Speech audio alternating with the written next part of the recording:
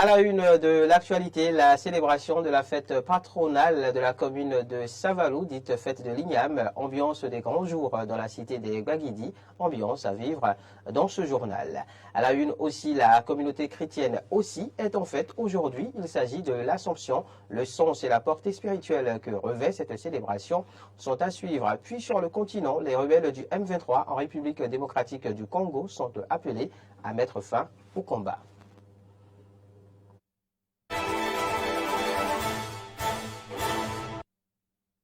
Merci de nous préférer pour vous informer. Bienvenue à cette édition spéciale. Nous sommes le 15 août et pendant que les chrétiens catholiques du monde entier célèbrent l'Assomption au Bénin, l'heure est aussi à la fête patronale de la commune de Savalou. Des festivités démarrées depuis dimanche dans la commune. Hier lundi, la cérémonie traditionnelle de consultation du Fa et le rituel de l'Igname qui donne le top pour sa consommation jusqu'à la prochaine saison se sont déroulés sur la place publique Maman Gari. Mouri Ano Agua y a assisté. Voici son compte-rendu. Comme toutes les années, Savalou la Belle a accueilli cette année la cérémonie traditionnelle de consultation du Fa et le rituel de l'Igname sur la place publique Maman Gari, située au carrefour Tchéti. Tous les adeptes des différentes divinités étaient présents, Rebioso, Sapata, etc. Sur cette place publique, Dada Ganfon Bagedi 15, roi de Savalou, a été accueilli avec chaleur. Conrad Bagedi a ouvert le ballet des discours au titre de président de l'association pour le développement de la commune de Savalou. À ce rendez-vous, certains fils de Savalou n'ont pas voulu se faire compter l'événement. Blaise Djobo, ancien député, mais aussi les têtes couronnées et les touristes européens. Le maire de Savalou, Deliji Wendo, a émis un vœu en concertation avec le comité multi-acteurs. Cette fête que nous avons l'habitude de célébrer depuis des années, et le jour des améliorations y sont apportées. Cette année, on en a encore fait. La preuve, là où nous sommes aujourd'hui. On a délocalisé la cérémonie de coupure de l'Igname pour cette place. Nous n'allons pas seulement nous retrouver à Savalou, rien que pour les retrouvailles, rien que pour partager le repas l'Igname pilé avec la sauce authentiquement de Savalou. Mais le comité, un comité multi-acteurs que nous avons mis en place cette fois-ci, a décidé qu'à chaque édition, qu'on puisse matérialiser cette fête. Le porte-parole du roi, Désiré Podoron, a les preuves du réel engagement, selon lui, des filles et fils de Savalou. Chers fils et filles, frères et sœurs, amis du royaume de Savalou, que nous sommes immensément fiers du sursaut d'orgueil dont vous avez fait preuve à travers votre diverses actions à notre appel lancé par le forum Contribution à la fête de l'Igname. Nous avons désormais la preuve de votre réel engagement aux côtés de votre roi. Place au rituel de l'Igname et à la consultation du Fa sous l'œil vigilant du roi et du président de l'association des Bokonons des collines.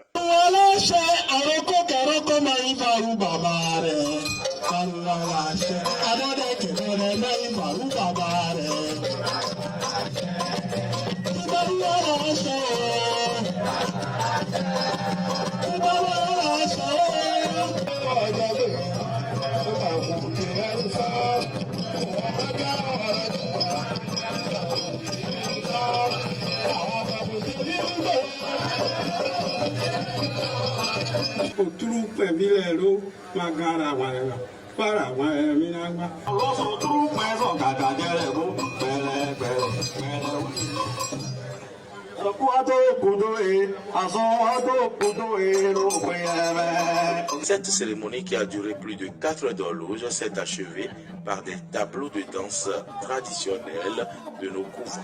Rendez-vous en août 2024.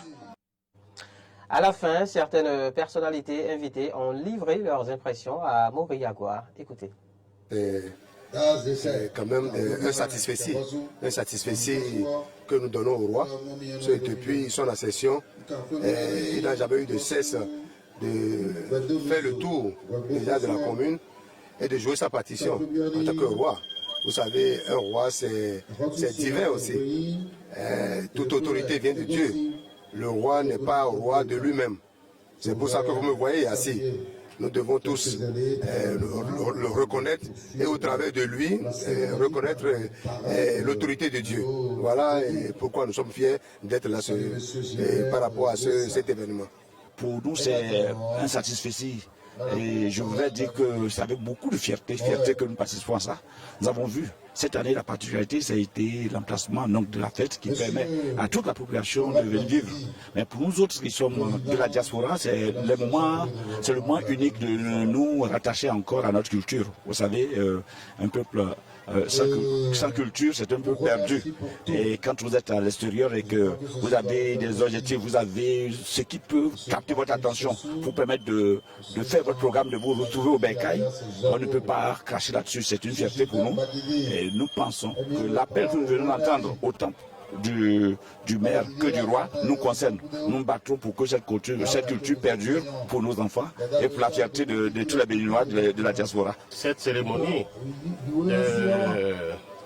d'Ignam est une initiative du roi Kosso qui a, disons, voulu coupler ça avec la fête de l'Assomption. Et ça permet à tous les fils et filles de Sabalo de se retrouver, de partager en fait le repas d'Iampilé qui est, disons, le mets principal de Sabalo. Donc je suis vraiment content d'être là, d'être parmi mes frères, parmi mes soeurs, parmi mes parents. Et quant au règne du roi d'enfant, un an, c'est encore rien. C'est ça. Donc, vous savez que ça n'a pas été facile pour qu'on choisisse notre roi. Donc, vraiment, il y a beaucoup de choses encore à faire. Et nous serons derrière lui pour que vraiment son règne soit quand même le plus brillant possible. C'est une grande fierté d'être ici à Savalou.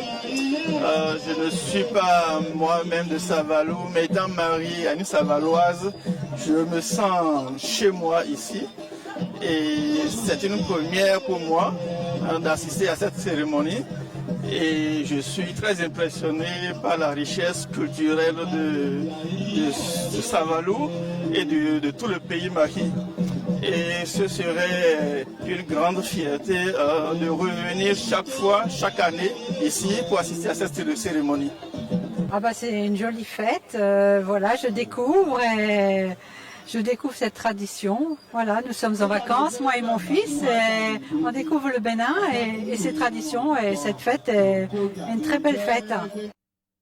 La rédaction s'est également intéressée aux variétés d'igname qui existent. Une équipe de reportage s'est rendue dans le marché d'Antopa à Cotonou. Voici son reportage.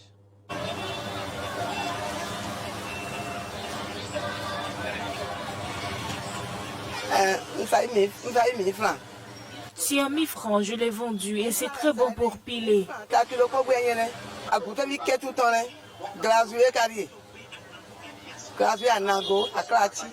L'igname est une racine tuberculeuse appartenant à la famille des Dioscuriaceae. Originaire d'Asie et d'Afrique, elle est assez riche en amidon selon les différentes études. Toutes les saisons, elle est présente sur les marchés, mais plus au mois d'août au Bénin. À en croire ce transporteur d'igname, il existe des centaines de variétés d'igname et seulement quelques-unes d'entre elles sont comestibles. J'ai quitté Parakou. Je suis venu à Malété pour charger Ignam, venu à Agoro charger et amener à Cotonou. C'est depuis le nord, tout vient. Ignam, cochette, charbon, tout qui vient. Oui, maïs, soja, tout, en tout cas tout ce qui on produit comme mangeable là, c'est de nord, ça vient. Il y a l'amboko, en tout cas il y a toute qualité de yam. Voilà. Bon, ils achètent tout. Comme tout c'est mangeable, tout le monde, celui qui vient au marché, ce qui le plaît, il achète, il va avec à la maison. L'igname peut être mangée cuite, frite ou pilée. Les initiés nous confient le genre d'igname qui peut aider à piler l'igname.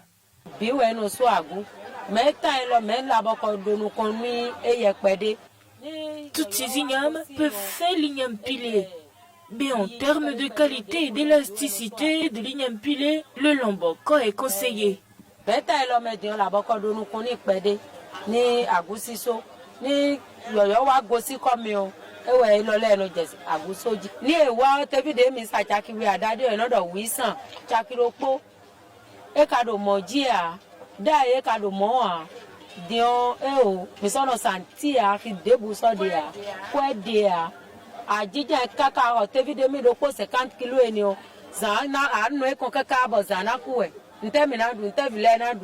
Chaque 15 août, le Bénin célèbre la fête de l'igname, l'Amboko, qui est très pratique pour l'igname pilé.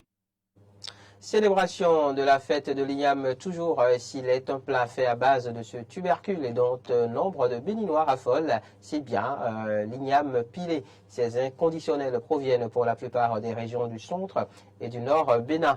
Clémence Tonoucoin nous emmène ici à la découverte de ce mets local qui défie toute concurrence.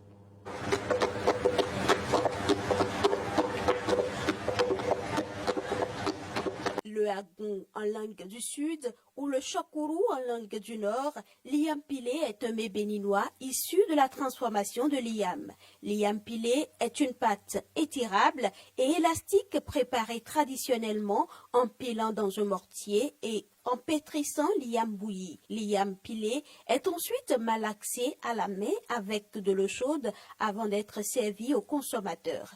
Cependant, avec l'aide de la technologie, des machines sont aujourd'hui disponibles pour transformer l'igname en une pâte consommable. Il existe plusieurs variétés d'igname qui sont toutes bonnes pour faire de l'igname pilé, mais le tout dépend de la saison. De toutes ces ignames, le laboko est la qualité supérieure en début de la saison de l'igname.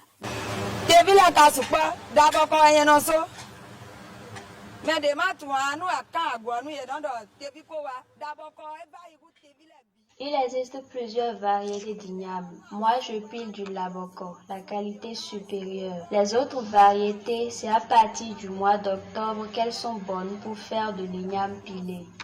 Même le laboko en début de saison ne donne pas une très bonne élasticité en raison de la non-maturité des tubercules. Dans ce cas, l'astuce consiste à laisser refroidir l'igname cuite avant de piler. Cette pâte riche en amidon s'accommode à toutes les sauces, mais en fonction de la localité dans laquelle vous vous trouvez, il existe des sauces spécifiques pour accompagner le mets.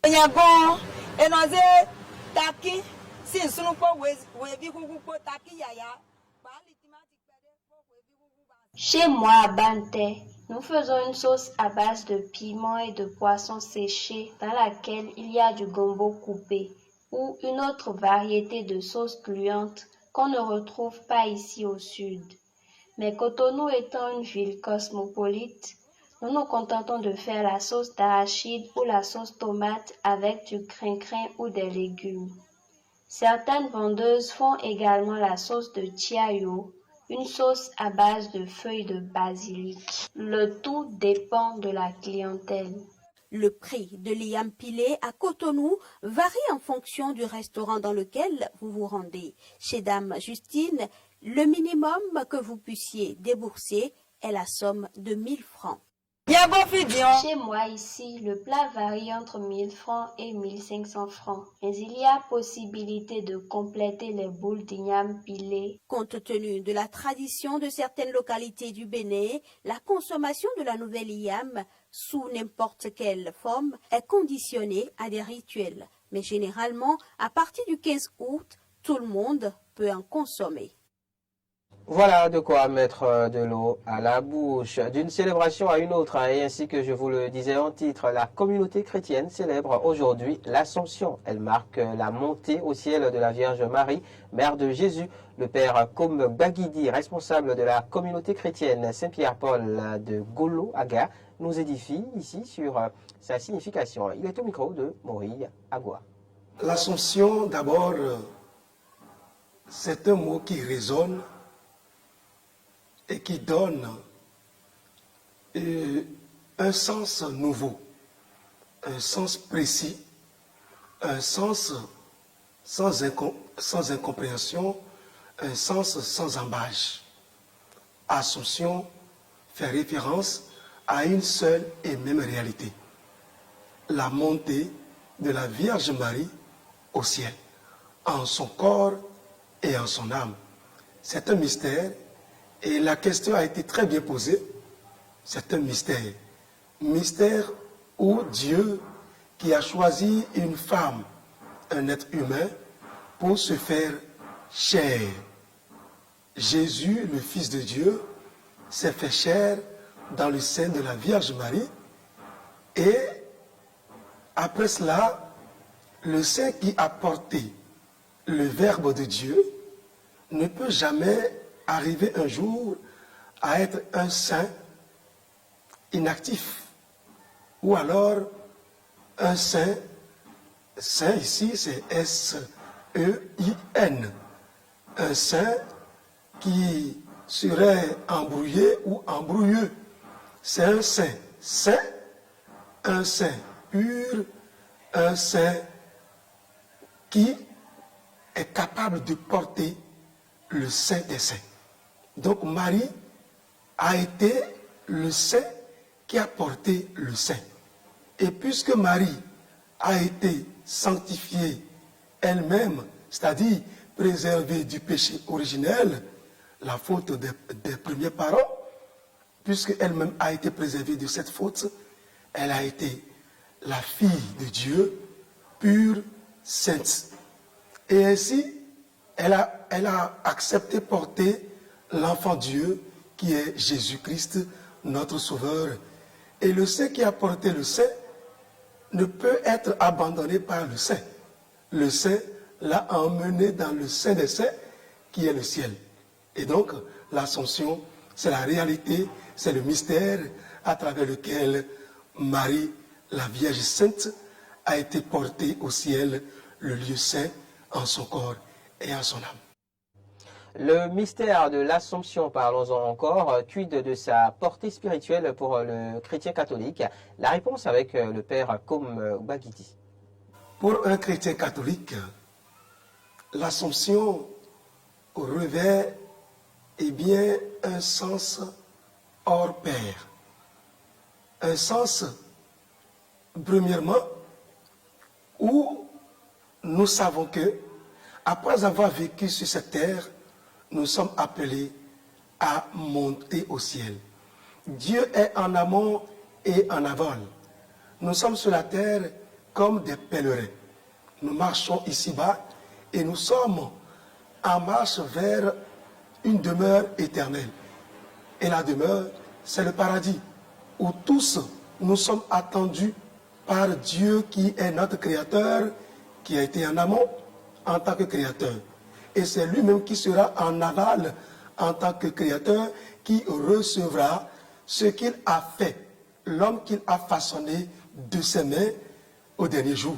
Et donc, le lieu ultime où tous nous sommes attendus, c'est le ciel. Vous et moi, nous sommes en marche vers le ciel. Et Marie qui monte au ciel à l'Assomption prépare pour nous ce même mystère qu'elle-même a vécu. C'est-à-dire, pour avoir vécu sur la terre, nous sommes appelés à monter en ce lieu-là où, avec Dieu, les saints et les saintes, avec Marie, la sainte portée dans la demeure sainte, nous accueillera avec Saint-Pierre et Paul et tous les autres saints. Alors, pour le chrétien catholique, l'Assomption montre que nous sommes en marche vers le Saint des Saints, le paradis. Secondo, l'Assomption est la fête mystérieuse qui nous dit que le corps de l'homme est incorruptible.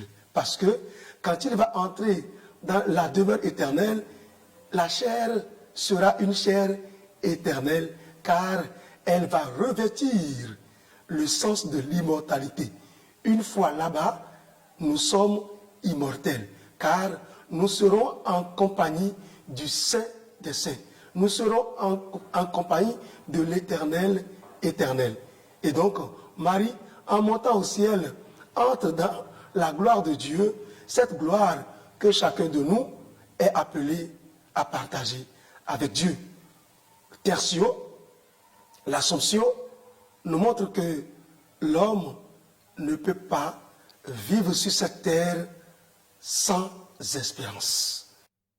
Dans un autre registre, le délai imparti pour la distribution des cartes de presse par la Haute Autorité de l'Audiovisuel et de la Communication est arrivé à son terme hier lundi. Mais quels sont les avantages de la dite carte et les attentes des professionnels des médias y relatives? Arthur Rondeau.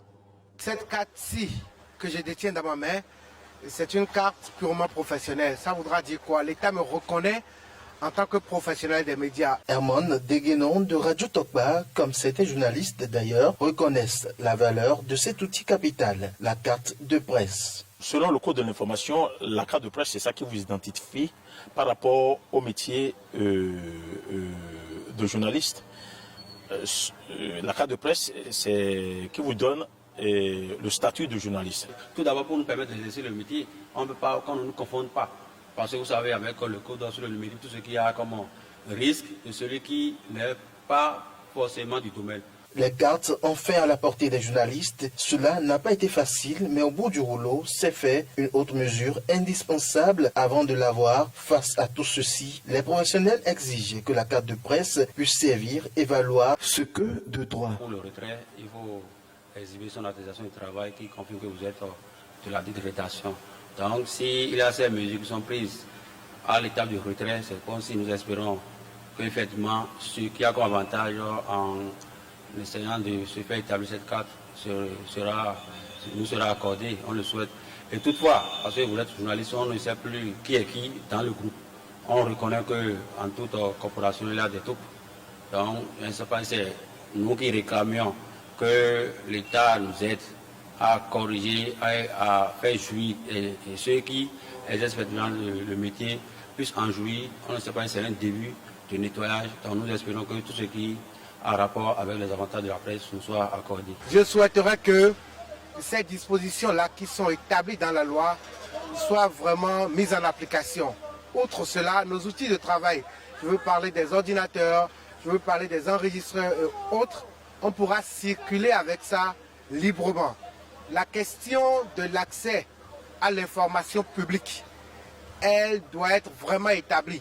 Il ne faudrait pas que le détenteur de cette carte se voit barrer la route ou fermer la porte au nez lorsqu'il serait sur un terrain d'enquête, par exemple, pour recueillir des informations, quitte à son tour d'informer le grand public.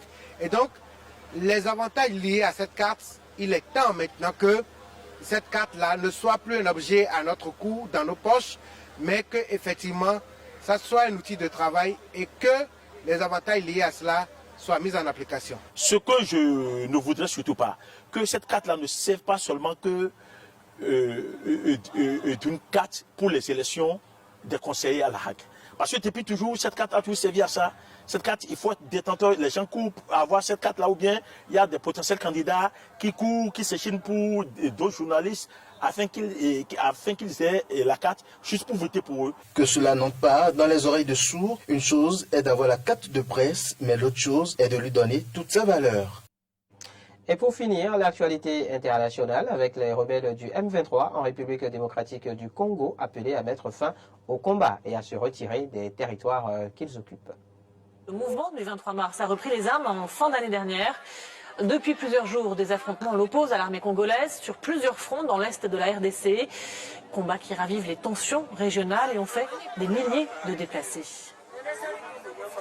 Au Kivu, plus de 120 000 réfugiés ont fui leur foyer après la prise de la ville de Kibumba par le M23.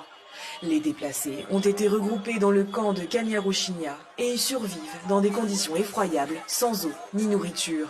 La région, ravagée par 30 ans de guérilla entre Kinshasa et le M23, est à nouveau le théâtre de violents combats. Depuis le 10 novembre, l'armée régulière affronte les rebelles pour le contrôle de Goma, la capitale régionale.